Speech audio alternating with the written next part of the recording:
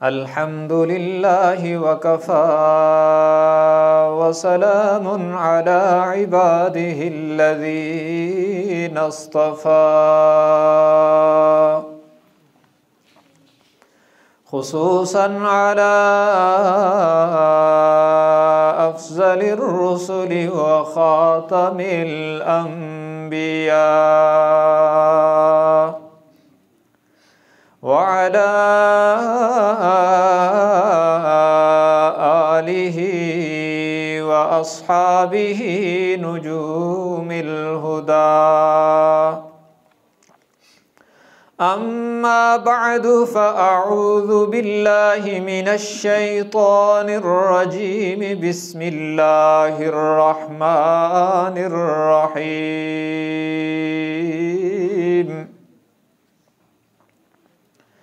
कुन्तुम Khaira उम्मतिन उखरिजत लिन्नासि तअमुरूना bill मारूफि व तन्हौना अनिल मुनकरि व तु'मिनूना बिल्लाह।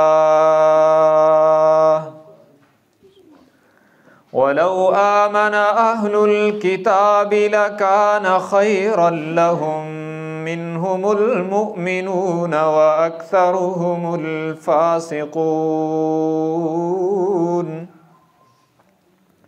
वक़ाल अन्नबी सल्लल्लाहु तबारक व तआला अलैहि वसल्लम खैरुकुम मन तअल्लमल क़ुरआन व अल्लमह।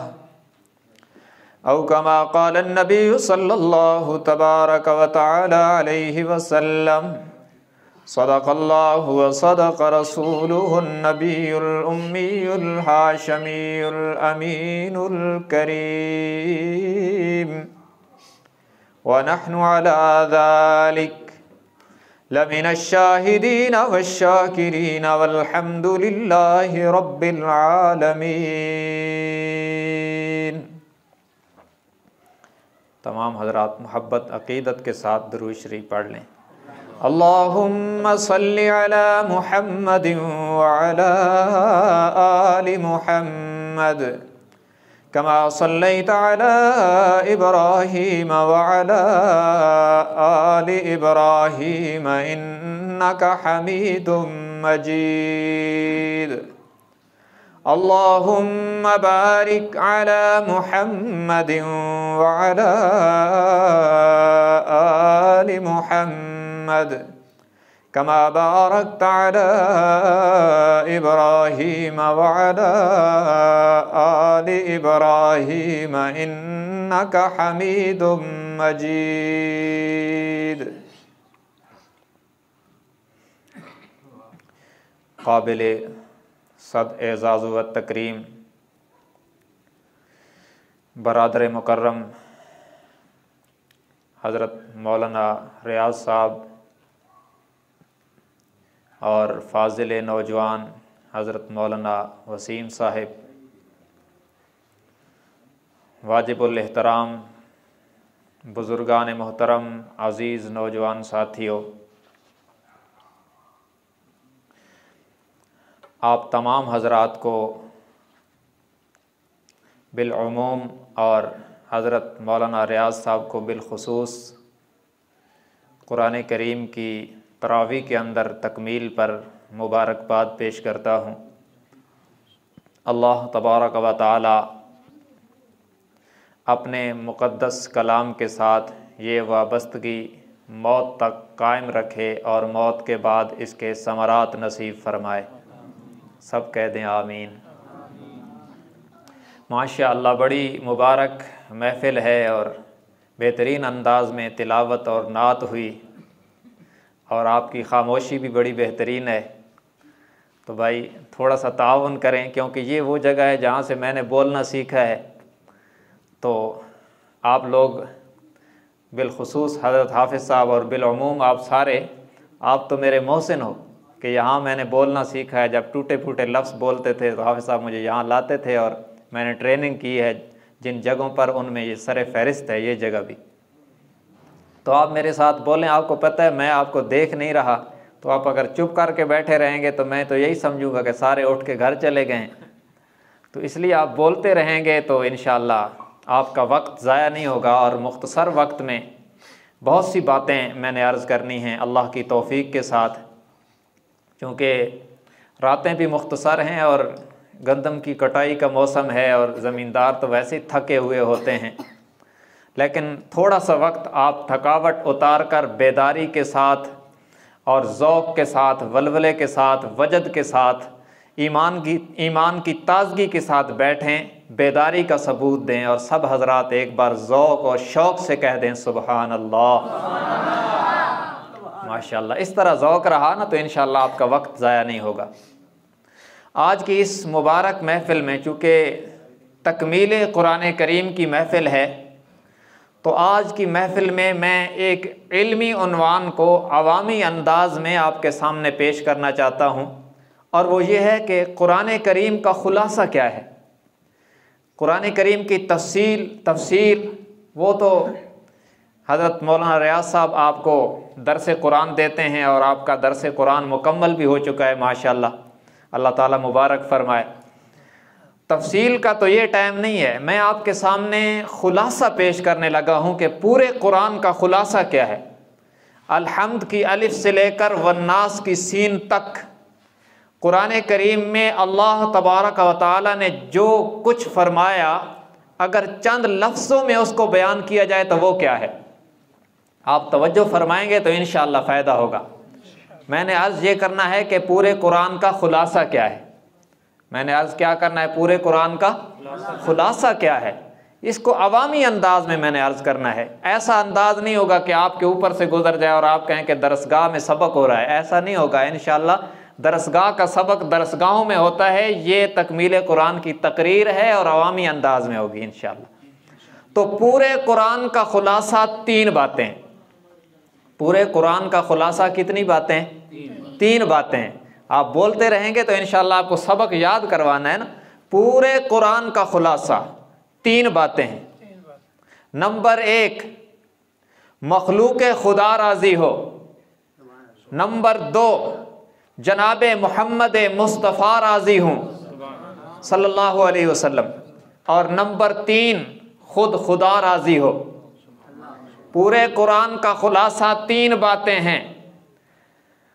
कायनात में खल्क़े खुदा राज़ी हो, और जब हमारे आमाल पेश हों तो रोज़े अतहर में मोहम्मद मुस्तफ़ा खुश हो जाएं, और जब हमारे आमाल फ़र्श से अर्श पर जाएं तो अर्श पे खुदा खुश हो जाए। पूरे कुरान का ख़ुलासा ये 3 बातें हैं। मखलूक भी राज़ी हो, उम्मत भी राज़ी हो, और नबी भी राज़ी हूँ, और खुदा भी राज़ी हो। ये 3 बातें पूरे कुरान का ख़ुलासा हैं। अब ये है कि अल्लाह कैसे राज़ी होगा, जनाब मुहम्मदुर रसूलुल्लाह सल्लल्लाहु अलैहि वसल्लम की ज़ात अक़दस कैसे खुश होगी, और अल्लाह की मखलूक कैसे राज़ी होगी। मैं पूरे कुरान का ख़ुलासा अर्ज़ कर रहा हूँ। खुदा राज़ी हो, मुस्तफ़ा राज़ी हो, और खल्क़े खुदा राज़ी हो। अल्लाह कैसे राज़ी होगा, हुज़ूर सल्लल्लाहु अलैहि वसल्लम की रज़ा कैसे मिलेगी, और मखलूक की रज़ा कैसे मिलेगी। ये राज समझ में आना चाहिए कि नहीं? तो आप एक बार फिर कह दें सुबहान अल्लाह। दुरूद शरीफ पढ़ लें ताकि मजलिस बाबरकत हो जाए। अल्लाहुम्मा सल्लि अला मुहम्मदिन नबिय्यिल उम्मी व अला आलिहि व सल्लिम तस्लीमा। याद रखें, खुदा कैसे राज़ी होगा, मुस्तफ़ा कैसे राज़ी होंगे, और मखलूक खुदा कैसे राज़ी होगी। इसमें भी 3 बातें। एक एक बात कहूँगा।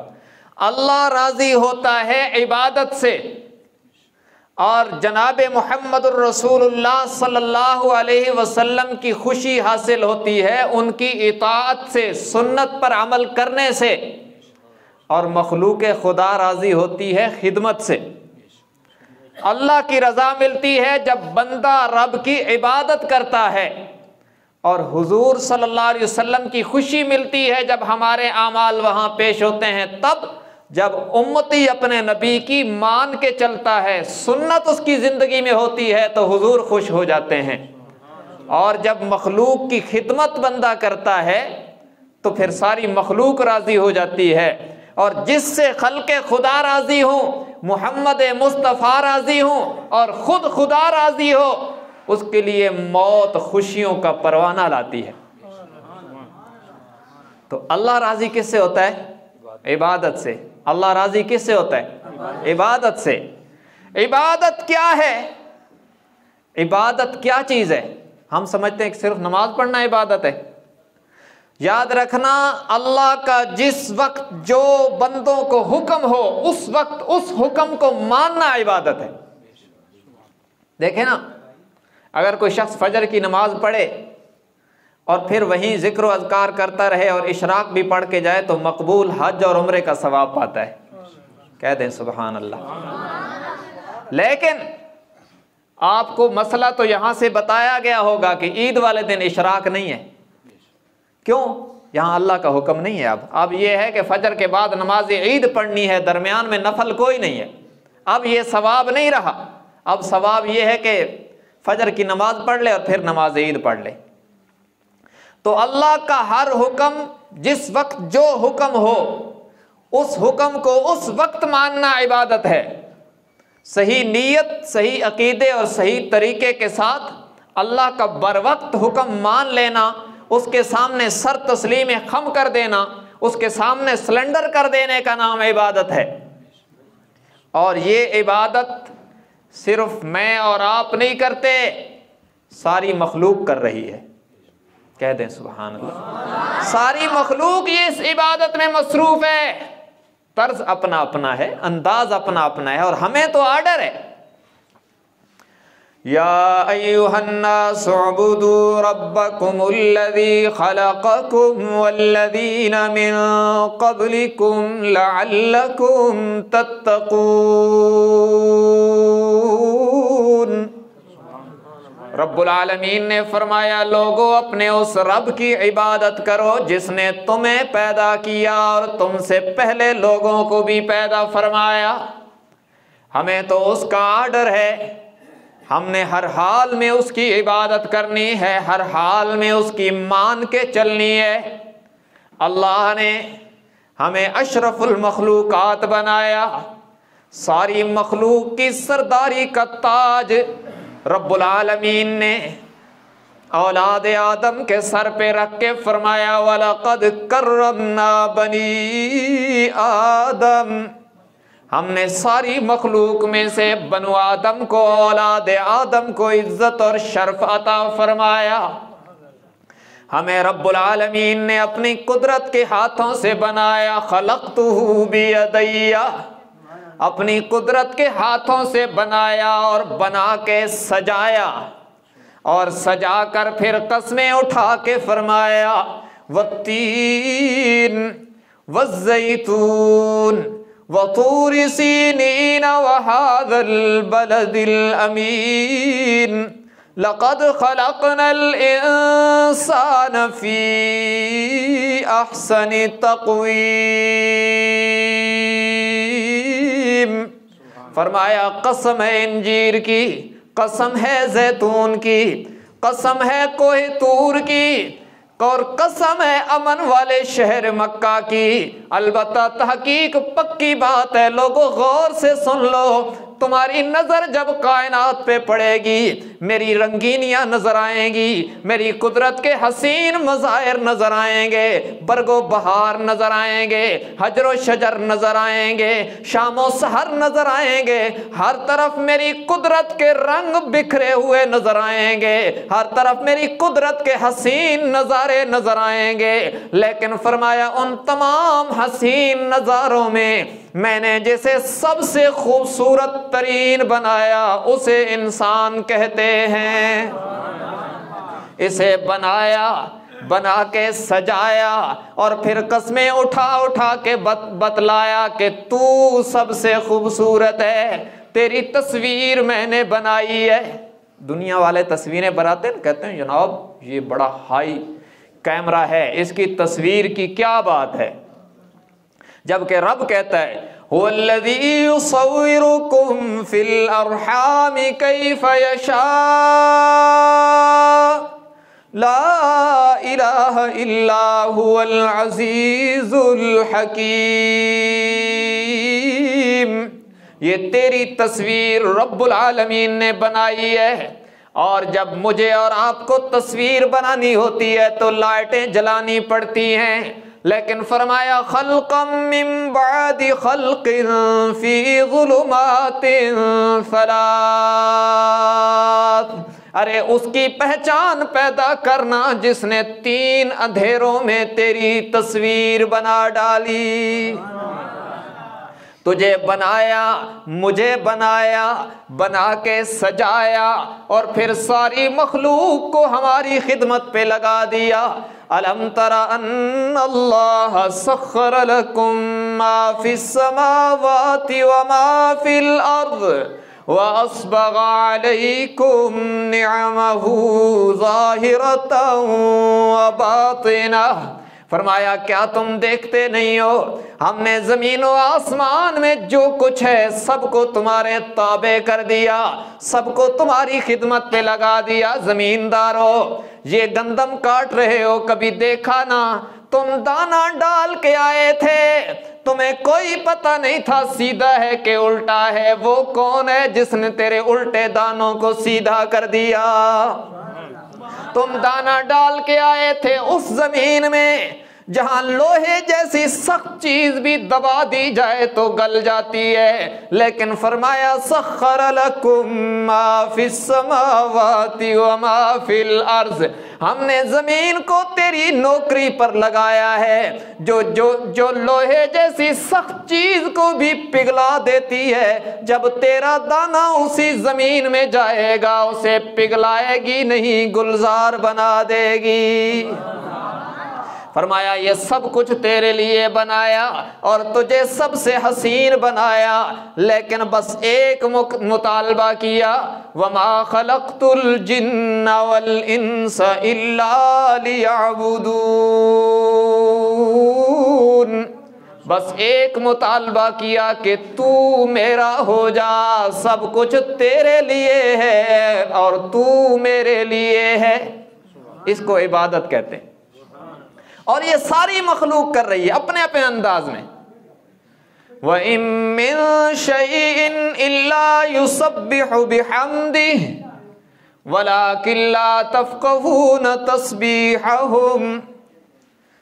रब्बुल आलमीन ने फरमाया कायनात की हर चीज मेरी इबादत में लगी हुई है। और परिंदे, ये परिंदे जो आप देखते हैं ये तो बाजमात इबादत कर रहे हैं। अलम तरा अन्नल्लाह युसब्बिहु लहू मन फिस समावाति वल अर्ज़ि वत्तैरु साफ़्फ़ात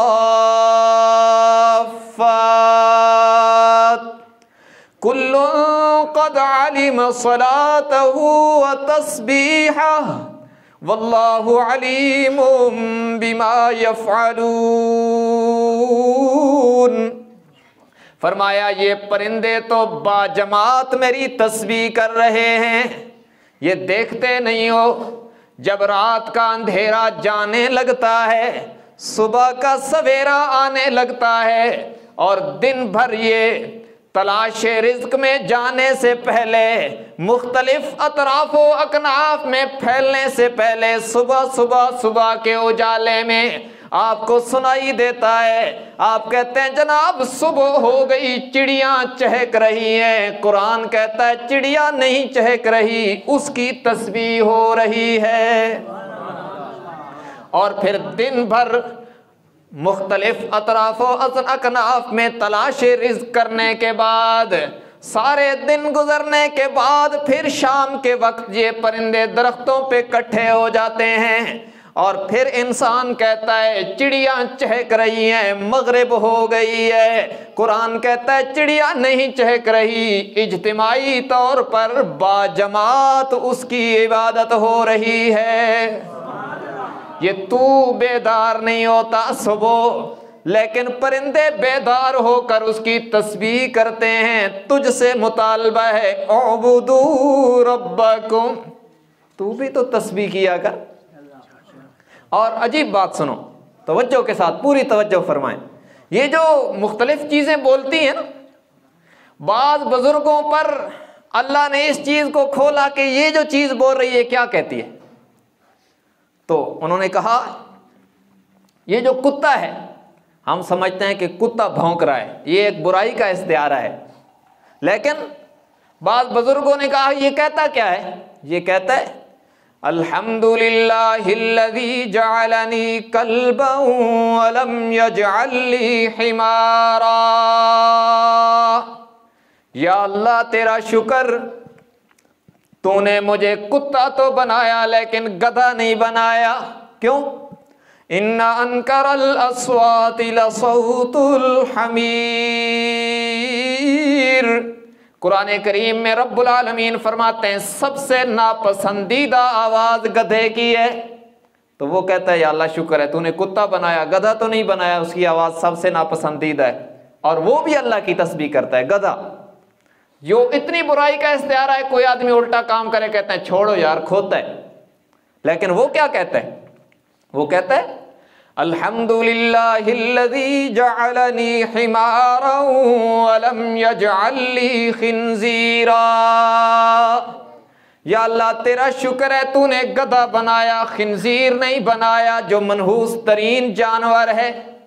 और वो भी तस्बीह करता है, जो गाली समझा जाता है। वो क्या कहता है? वो कहता है अल्हम्दुलिल्लाहिल्लज़ी जअलनी खिंजीरन व लम यजअलनी तारिक़स्सलाह। या अल्लाह तेरा शुक्र है तूने मुझे खिंजीर बना दिया, बेनमाजी नहीं बनाया। क्यों? वो कहता है या अल्लाह तूने शुक्र है खिंजीर बनाया, बेनमाजी नहीं बनाया कि जो सजा उसे मिलेगी मुझे तो नहीं मिलेगी ना। फिर हम अपने अपने गिरेबान में झांक के देख लें कि हम किस कैटेगरी में हैं। क्या नमाज मेरी और आपकी जिंदगी में है कि नहीं है? है तो उस पर अल्लाह का शुक्र अदा करें, नहीं है तो आज से अहद करें कि इंशाअल्लाह नमाज नहीं छोड़ेंगे। सारे इंशाअल्लाह कह दो। हो सकता है कबूलियत के लम्हे हैं और ये अदा रब को भा जाए और अल्लाह हमें तौफीक दे दे, तो इंशाअल्लाह नमाज नहीं छोड़ेंगे। तो बहरहाल पहली बात, अल्लाह राजी होता है इबादत से। हुजूर सल्लल्लाहु अलैहि वसल्लम कैसे राजी होते हैं? हुजूर की रजा मिलती है इताअत से, सुन्नत पर अमल करने से। और सुन्नत पर अमल करने से सिर्फ ये नहीं कि हुजूर की रजा मिलती है, सुन्नत पर अमल करने से बंदा अल्लाह का वली बन जाता है। और मैं अपनी तरफ से बात नहीं कह रहा, मैंने आपके सामने इतनी आयतें पढ़ी हैं। अभी एक और आयत सुनो, सूरह आल इमरान है और इसका चौथा रकू है और सूरत की आयत नंबर 31 है। ये देख भी सकते हैं आप। फरमाया कुल इन कुंतुम तुहिब्बूनल्लाह फत्तबिऊनी युहब्बिबकुमुल्लाह व यग़फिर लकुम ज़ुनूबकुम वल्लाहु गफ़ूरुर रहीम।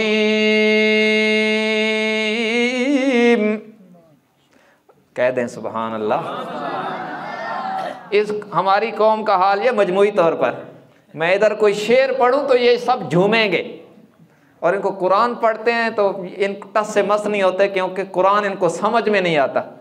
मैं अभी कोई पंजाबी का शेर पढ़ूं तो ये सारे झूम उठेंगे, और मैं वो भी पढ़ सकता हूं, लेकिन मैं चाहता हूं आपको अल्लाह का कलाम सुनाऊं। कुरान कहीं ये शिकायत ना कर दे कि या अल्लाह ये सैफुल मुलूक पे झूमते थे और जब मेरी आयत पढ़ी जाती थी तो चुप करके बैठते थे। तो कह दें सुभान अल्लाह। कुल इन कुंतुम तुहिब्बूनल्लाह फत्तबिऊनी युहब्बिबकुमुल्लाहु व यग़फिर लकुम ज़ुनूबकुम वल्लाहु गफ़ूरुर रहीम। रब्बुल आलमीन ने फरमाया मेरे महबूब अपनी कौसर और तस्लीम से धुली हुई जुबान के साथ इन्हें बतला दीजिए, क़यामत तक आने वाले मेरे बंदों और बंदियों को मेरा ऐलान सुना दीजिए। अगर ये चाहें कि इनका ताल्लुक मेरी ज़ात के साथ मजबूत हो जाए, मेरे पसंदीदा बन जाएं, मेरा ताल्लुक इनसे मजबूत तर हो जाए, तो इन्हें नुस्खा बतला दीजिए, फत्तबिऊनी युहब्बिबकुमुल्लाह। इन्हें फिर बतला दीजिए कि मेरी सुन्नत पर अमल किया करें। इन्हें बतला दीजिए मेरी मोहब्बत हासिल करने के लिए मेरे महबूब की अदाएं ज़रूरी हैं, उनकी सुन्नत पर अमल करना ज़रूरी है, जिन्हें रब्बुल आलमीन ने ख़त्म नबूवत का ताज पहना कर भेजा और मोहम्मद नाम रख दिया, सल्लल्लाहु अलैहि वसल्लम नाम रख कर फिर कुरान में उसे सजा कर पैगाम दिया। लोगों, मेरे महबूब का नाम ऐसा है, जब ये मुबारक नाम मोहम्मद सल्लल्लाहु अलैहि वसल्लम, जब ये मुबारक नाम तुम्हारी ज़ुबानों पे आएगा लब मिल जाएंगे, जब इनका तरीका तुम्हारी जिंदगी में आएगा तो रब मिल जाएगा। इधर वाले भी कह देना सुभान अल्लाह।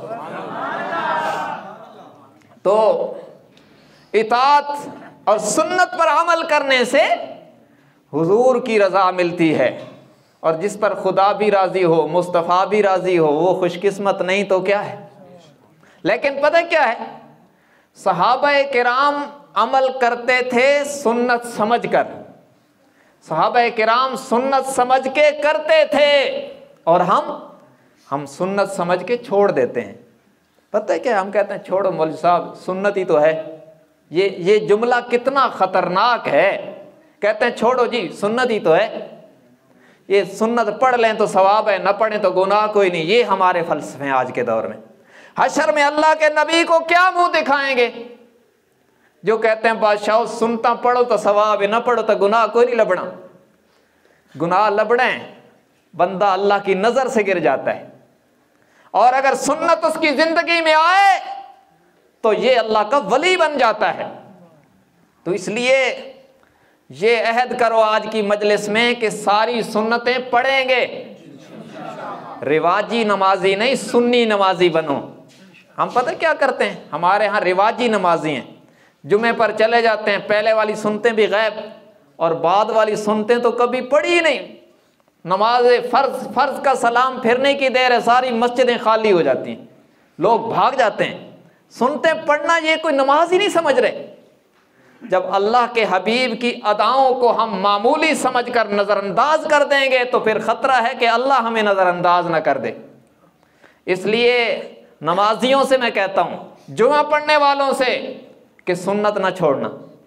इंशाअल्लाह इरादा करते हैं सुन्नत नहीं छोड़ेंगे, अल्लाह के नबी का तरीका जिंदा करेंगे, तो फिर हमारे आमाल जब पेश होंगे हुजूर सल्लल्लाहु अलैहि वसल्लम के पास, अल्लाह के नबी खुश हो जाएंगे उम्मत के, और किसी उम्मती के अमल को देखकर हुजूर खुश हो जाएं तो समझो कि अल्लाह भी खुश हो गया।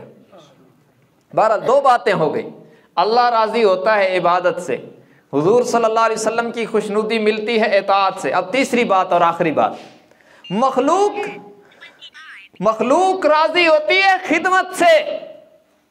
खिदमत जब की जाती है ना तो फिर मखलूक खुदा राजी होती है, और हमारी खिदमत के सबसे पहले मुस्तहिक कौन है?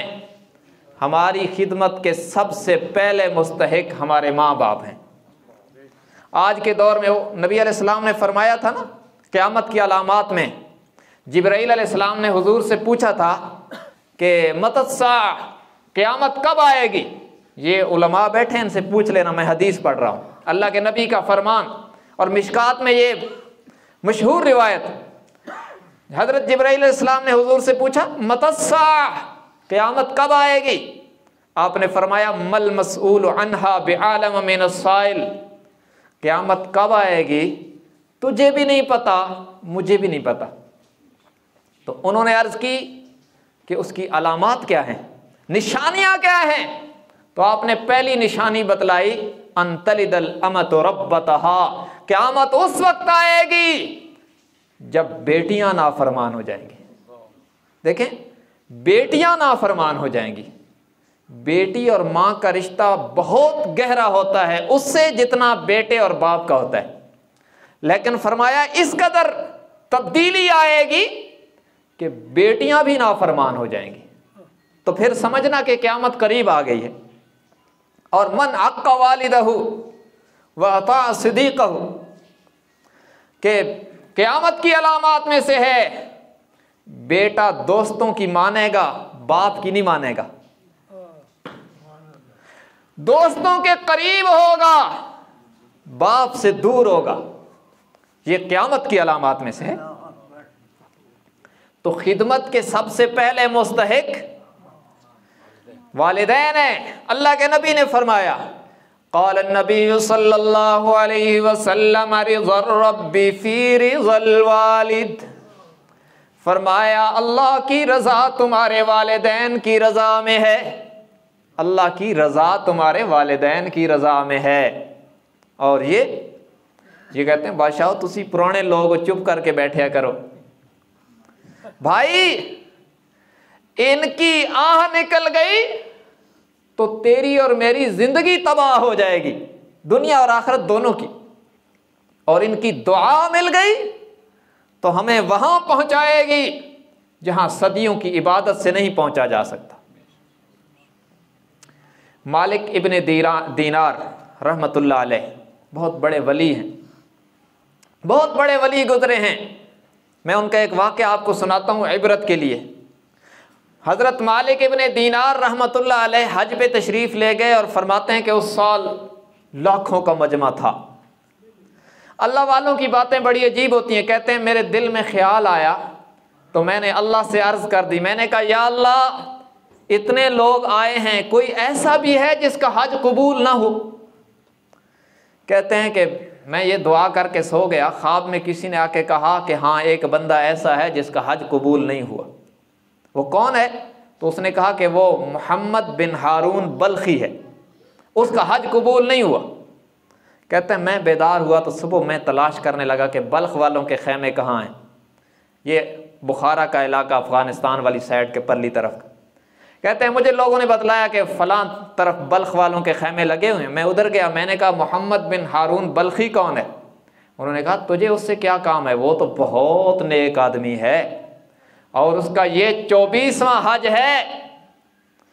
कहते हैं मैंने कहा यार मुझे उससे मिलना है। तो उन्होंने कहा कि वो फ़लाँ उस पहाड़ के पीछे खैमा लगा हुआ है, उसमें वो होगा और अल्लाह की इबादत में मसरूफ़ होगा। कहते हैं मैं गया, मैंने देखा कि बंदे के पेशानी पर मेहराब है, इबादत के निशान भी हैं और खैमे में बैठकर अल्लाह की इबादत कर रहा है, नवाफिल में मसरूफ़ है। कहते मैं बैठ गया, जब उसने सलाम फेरा मैंने अस्सलामु अलैकुम कहा तो मैंने कहा कि आप मोहम्मद बिन हारून बल्खी हो? उसने कहा जी हाँ मैं मोहम्मद बिन हारून बल्खी हूँ। और आप मालिक बिन दीनार तो नहीं हो? कहते मैं बड़ा हैरान हुआ कि इतना साहिब कश्फ है कि मेरे बताने के बगैर इसको पता चल गया। कहते हैं हाँ जी मैं मालिक बिन दीनार हूँ। उसने कहा क्यों आए हो? तो उन्होंने कहा कि आपको मिलने आए। उन्होंने कहा नहीं नहीं नहीं नहीं, जो काम आए हो वो बतलाओ। तो उन्होंने कहा आपको मिलने आए। उन्होंने कहा नहीं नहीं नहीं, तुम मुझे बतलाने आए हो कि तेरा हज कबूल नहीं है। अल्लाह वालों की अजीब शान है, ये इल्हाम की बात है। मुझे बतलाने आए हो कि तेरा हज कबूल नहीं है। कहते हैं मैं बड़ा हैरान हुआ और मैंने कहा कि वाकईतन बात तो यही है।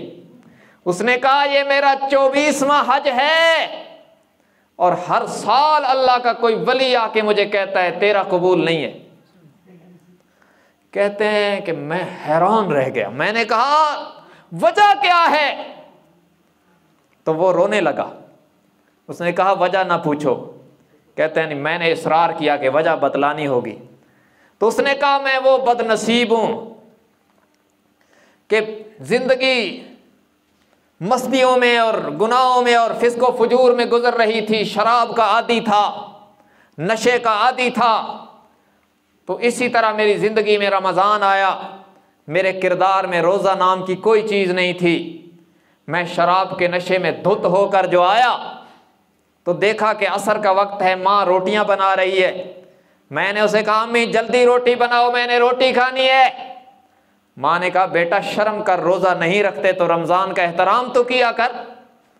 कहते मैं शराब के नशे में धुत था, मैंने ज़ोर से जो माँ को थप्पड़ मारा तो माँ तंदूर में गिर गई और लोगों ने मुझे पकड़ के कमरे में बंद कर दिया कि नशे में है, शराबी है, और मेरी माँ को उठाया और इस कदर जली कि वो उसका इंतकाल हो गया।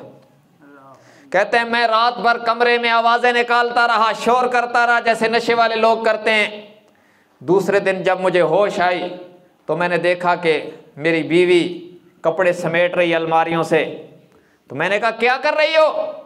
उसने कहा मैं माँ के कातिल के साथ नहीं रहना चाहती। मैंने कहा मेरी माँ के मैं माँ का कातिल हूँ? उसने कहा तो तेरी माँ मर गई है, और मरते वक्त उसने वसीयत की थी कि खबरदार इसको मेरे करीब ना आने देना।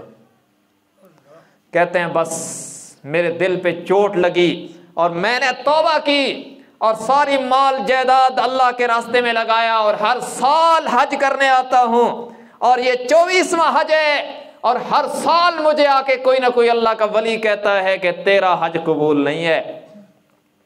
हमें तो बड़ा नाज है ना कि मैं बड़ा मौलवी हूँ और मैं बड़ा हाजी हूँ, और जनाब मेरे वालिदैन तो अनपढ़ हैं, इनको क्या पता है। नहीं नहीं नहीं, इनके कदमों से जन्नत वाबस्ता है, इनके कदमों से जन्नत वाबस्ता है। मालिक इब्न दीनार कहते हैं कि मुझे भी गुस्सा आया और मैंने उसको थप्पड़ मार के कहा तू है ही बदनसीब इसी काबिल, तेरा कबूल होना ही नहीं चाहिए। कहते हैं मैं ये कहकर उठ आया और वो रोता रहा। कहते हैं रात को सोया तो ख्वाब में हुजूर का दीदार हो गया सल्लल्लाहु अलैहि वसल्लम। अल्लाह हम सबको नसीब फरमाए। कहते हैं हुजूर अलैहिस्सलाम ने मुझे फरमाया मालिक इब्न दीनार तूने उसे मायूस कर दिया, सुनो क़यामत के दिन इसी माँ की वजह से उसकी बख्शिश होगी। कहते हैं मैं हैरान हुआ कैसे होगी। मैंने अर्ज की या रसूल अल्लाह सल्लल्लाहु अलैहि वसल्लम माँ की वजह से बख्शिश कैसे होगी, ये तो इतना बड़ा नाफरमान है। आपने फरमाया हशर में जब आएगा इसकी माँ इसके खिलाफ मुकदमा दायर करेगी अल्लाह की अदालत में कि इसने मुझे जलाया, ये मेरा नाफरमान था। अल्लाह की तरफ से आर्डर आएगा फरिश्तों को कि इसे पकड़ के जहन्नम में डाल दो। खुदूहु फगुल्लूहु सुम्मल जहीम सल्लूहु सुम्म फी सिलसिलतिन ज़रउहा सबऊन ज़िराअन फस्लुकूहु इन्नहु कान ला युमिनु बिल्लाहिल अज़ीम। फरिश्ते पकड़ के जहन्नम में ले जाने लगेंगे। ये बार बार मुड़ के अपनी माँ को देखेगा, कहेगा अम्मी मुझे जलाने लगे हैं, अम्मी मुझे जलाने लगे हैं। जब जहन्नम के बिल्कुल करीब पहुंचेगा और कहेगा अम्मी बस मैं जहन्नम में गिरने लगा हूं, तो नबी अलैहिस्सलाम ने फरमाया मालिक जब इसकी माँ देखेगी कि मेरा बेटा आग में गिरने लगा है, वो कहेगी या अल्लाह मैंने इसे माफ कर दिया, तू भी इसे माफ कर दे, मैं बेटे को जहन्नम में जलना तो बर्दाश्त नहीं कर सकती। कहते हैं इस अदा पर अल्लाह उसे माफ कर देगा और इसी माँ की बरकत से वो फिर जन्नत में जाएगा। माँ की बात सुन ली, एक बाप की बात भी सुन लो। इब्ने कसीर तफसीर इब्ने कसीर में लिखते हैं ये जो पहला पारा है और पहले पारे के 8वें रुकू में बनी इसराइल का एक वाक़या आया है गाय ज़िबा करने का। हुआ यूं था कि बनी इसराइल में एक बंदा कत्ल हो गया था और कातिल मालूम नहीं था। तो अल्लाह तबारक व तआला ने उन्हें फरमाया कि एक गाय ज़िबा करो और उसका गोश्त का टुकड़ा इसके साथ लगाओगे तो ये ज़िंदा होकर कातिल का नाम बतला देगा। ये कुरान में है, ये कोई मैं आपको डाइजेस्ट पढ़ के नहीं सुना रहा, कुरान का वाक़या सुना रहा हूँ। उन्होंने कोशिश की, पसोपेश की कि किसी तरह ये बात टल जाए। तो हज़रत मूसा अलैहिस्सलाम से बार बार पूछते जी गाय कैसी होनी चाहिए, उसका रंग कैसा होना चाहिए, उसकी उम्र कितनी होनी चाहिए वगैरह वगैरह। तो जो जो सवाल करते गए तो अल्लाह की तरफ से शर्तें बढ़ती गई। बिलाखिर काफ़ी शराइत के साथ कि गाय हो, जवान हो और उसका रंग गहरा हो और उसको किसी किस्म की मुशक्क़त में मुब्तला न किया गया हो, उससे हल न चलाया गया हो, उसमें कोई ऐब न हो, इस तरह की गाय होनी चाहिए। वो गाय उन्हें बनु इसराइल के एक यतीम लड़के के पास मिली। उससे कहा भाई हमें ये गाय चाहिए। उसने कहा मैं नहीं देता। उन्होंने मिन्नत की तो बिलाखिर उसने कहा कि मैं इस शर्त पर देता हूं कि गाय भी और इस गाय का गोबर भी सोने के साथ तोल के दूंगा। तो उन्होंने ऐसे ही ले लिया, उसकी पूरी गाय, उसका गोबर, सारा सामान सोने के साथ तोल के इतना सोना देकर गाय ले ली। ये मंजर हजरत मूसा अलैहिस्सलाम ने देखा तो वो तो अल्लाह के कलीम थे ना, कोहे तूर पे जाकर अल्लाह से बातें करते थे। उन्होंने रब से अर्ज की, या अल्लाह, इसकी गाय और गोबर भी इसका तूने सोने के भाव तुलवा दिया, ये इत्तिफाक है या इसका कोई पसे मंजर है? तो रब्बुल आलमीन ने फरमाया, मेरे कलीम, ये इत्तिफाक नहीं, ये एक नेकी का बदला है। कह दें सुभान अल्लाह। ये एक नेकी का बदला है। और वो क्या है? फरमाया, मेरे मूसा, ये जो बच्चा है ना, इसके माँ बाप जब जिंदा थे तो इसको हीरों का बड़ा शौक था। ये हीरा एक पत्थर है ना, बहुत कीमती है, इसको हीरे रखने का बड़ा शौक था। जैसे आज भी नौजवानों को वो अच्छे अच्छे किस्म के नग अंगूठियों में फिट करवाने के शौक होते हैं, कोई अकीक है, कोई ज़मुर्द है, कोई याकूत है, वगैरह वगैरह। तो इस बच्चे को हीरों का बड़ा शौक था। तो एक दिन एक बंदा हीरा बेचने के लिए आया और बड़ी थोड़ी कीमत लगा रहा था। बाहर गली में आवाज लगी तो ये बच्चा बाहर निकला, हीरा देखा तो क्या बात है, पसंद आ गया और कीमत उसने बड़ी लो बतलाई, थोड़ी सी कीमत बतलाई। बच्चा अंदर आया और अम्मी से कहा कि अम्मी, हीरा बेचने वाला आया और आज बड़ा सस्ता दे रहा है। उसने कहा, बेटा, पैसे पड़े हैं लेकिन आपके अब्बू सो रहे हैं और चाबी उनके सराने के नीचे है, उनके तकिए के नीचे है, उन्हें जगाए बगैर चाबी नहीं ली जा सकती। अब आपकी मर्जी है, अब्बू को जगा लो, चाबी ले लो। उसने कहा, नहीं, अब्बू को नहीं जगाते, हीरे वाले से कमिटमेंट करते हैं। वो बाहर गया और उसने कहा कि ऐसा करो, 10,000 ज्यादा ले लेना, मुझे कल दे देना। हीरे वाले ने कहा, तुम ऐसा करो, 10,000 और कम दे दो और आज ही ले लो। देखे ना इम्तिहान। उसने कहा, नहीं यार, तुम 20,000 ज्यादा ले लेना, मुझे कल दे देना। उसने कहा, 20,000 कम दे दो और आज दे दो। मिसाल के तौर पर उसने लगाया था 70, पहली कीमत, तो वो चला गया 1.5 लाख पे और हीरे वाला आ गया 30,000 पे।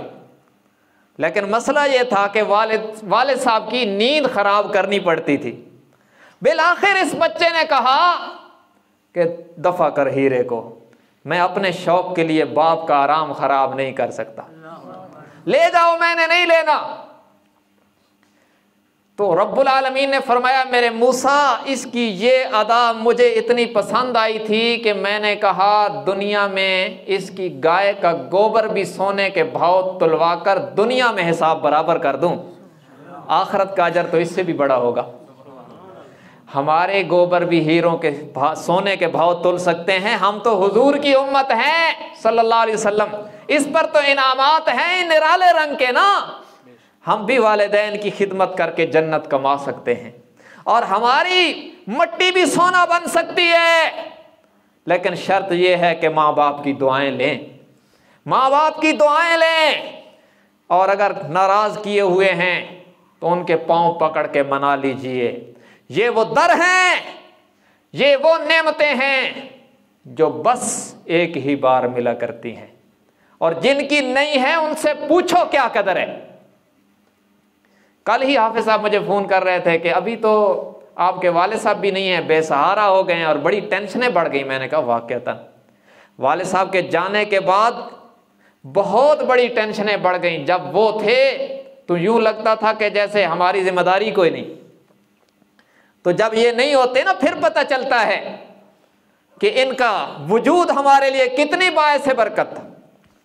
तो बहरहाल मैं अर्ज ये कर रहा हूं, मखलूक की खिदमत करें तो मखलूक राजी होती है और इस पर अल्लाह भी राजी होता है। मखलूक में खिदमत के सबसे पहले मुस्तहिक हमारे माँ बाप हैं। तो अज़्म करते हो ना कि इंशाअल्लाह माँ बाप की खिदमत करेंगे। जिनके जिंदा हैं वो खिदमत करें और जिनके दुनिया से चले गए वो इसाले सवाब किया करें। लोगों को मैंने एक बंदे से पूछा, उसके माँ बाप ने बड़ी मुशक्क़त से और बड़ी गुर्बत से उसे पाला था। मैंने कहा भाई तुम ये बता सकते हो कि कितना अरसा हो गया तुम कभी अपने माँ बाप की कब्र पर भी नहीं गए? कहता है वाक़तन मुझे तो याद ही नहीं है कि मैं अम्मी और अब्बू की कब्र पे कब गया था। तो ये औलाद, इसका क्या फ़ायदा है? भाई माँ बाप जिंदा हैं, खिदमत करो, दुनिया से चले गए, साले सवाब किया करो, उनकी कबूर पे जाया भी करो। यूँ नहीं कि सिर्फ ईद टू ईद जाना है, आदत बनाओ, कम से कम हर जुमे तो जाया करें अपने वालिदैन की कब्रों पे और जाकर उनको फातिहा पढ़ के इसाले सवाब किया करें। ये भी अगर दुनिया में कोई कमी रह गई और आप इसाले सवाब करते रहे तो इंशाअल्लाह आखिरत में वो पूरी हो जाएगी। तो कोशिश करेंगे ना इंशाअल्लाह। तो मखलूक में हमारी खिदमत के सबसे पहले मुस्तहिक हमारे वालिदैन हैं, उसके बाद दीगर अजीज़ व अकारिब रिश्तेदारों से बना के रखें। याद रखें एक जुमला, जोड़ना सीखें, तोड़ना ना सीखें। क्यों? जोड़ने वालों की हवेलियां भी आबाद रहती हैं, जोड़ने वालों की हवेलियां भी आबाद रहती हैं और तोड़ने वालों की कब्रें भी वीरान हो जाती हैं। उनकी कब्र पे जाने वाला भी कोई नहीं होता। और आप देखते हैं ना, जिन्होंने दुनिया में जोड़ते हुए गुजारी, लोगों को लोगों से जोड़ा और लोगों को अल्लाह से जोड़ा, आज उनकी कब्रें भी आबाद हैं, आज उनकी कब्रें भी आबाद हैं। ये अल्लाह वालों की कब्रों पर हम शौक से जाकर फातिहा क्यों पढ़ते हैं? ये सारी ज़िंदगी मखलूक को खुदा से जोड़ते रहे तो अल्लाह ने उनकी मौत के बाद भी मखलूक खुदा के दिलों में उनकी मोहब्बत डाल रखी है। तो जोड़ पैदा करें, ये पूरे कुरान का खुलासा है। अल्लाह को राज़ी करें इबादत से, हुज़ूर सल्लल्लाहु अलैहि वसल्लम को राज़ी करें इताअत और सुन्नत पर अमल करने से, और मखलूक को राज़ी करें उनकी खिदमत करने से। ये तीन काम हमने कर लिए और तीनों हस्तियां हमने राज़ी कर ली तो इंशाअल्लाह हमारी दुनिया भी कामयाब है, आखिरत भी कामयाब है। ठीक है, इंशाअल्लाह सारे इरादा करते हैं ना। बाकी कोई लंबे बयान की ज़रूरत नहीं है, मैंने जो ज़रूरी समझा वो आपको अर्ज़ कर दिया है। अगर अल्लाह हमें तौफीक अमल दे दे तो इंशाअल्लाह निजात के लिए यही काफ़ी है। व आखिर दावाना अनिल हम्दुलिल्लाहि रब्बिल आलमीन।